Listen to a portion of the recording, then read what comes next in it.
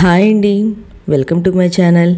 ఈరోజు వీడియోలో 2025 సంవత్సరంలో చొల్లంగి అమావాస్య లేదా మౌని అమావాస్య ఏ రోజున వచ్చింది, ఈ రోజు పూజ ఏ సమయంలో నిర్వహించుకోవాలి, ఇంకా ఈ చొల్లంగి అమావాస్య యొక్క విశిష్టత ఏంటి అనే అన్ని విషయాలు నేను ఈ వీడియోలో తెలియజేస్తానండి.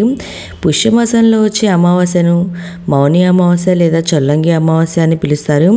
మౌని అంటేనే సంస్కృతంలో నిశ్శబ్దం అని అర్థం అండి. మౌని అమావాస్య నాడు మౌనవ్రతాన్ని పాటించడం వలన విశేష ఫలితాన్ని అయితే పొందవచ్చండి.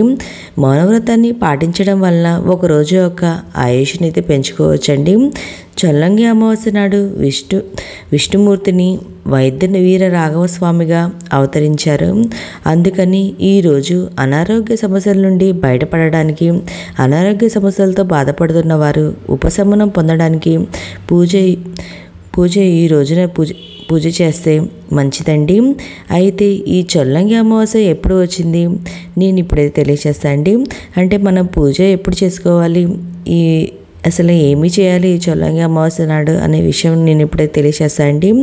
అమావాస్య తిథి ప్రారంభం వచ్చి 2025 సంవత్సరం జనవరి 28 అనగా మంగళవారం రేపే అండి.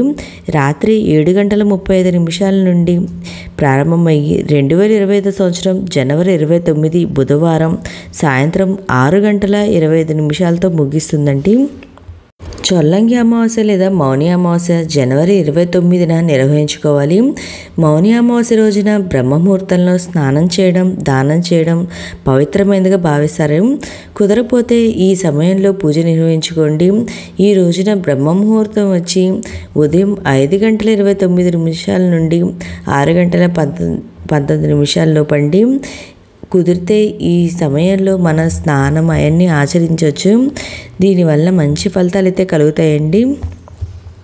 ఇంకా ఈ మౌని అమావాస్య రోజున పూజ ఎలా చేసుకోవాలి, అసలు ఈ మౌని అమావాస్య యొక్క విశిష్టత ఏంటిది మన ఛానల్లో నెక్స్ట్ వీడియోలో అయితే ఉంటుందండి.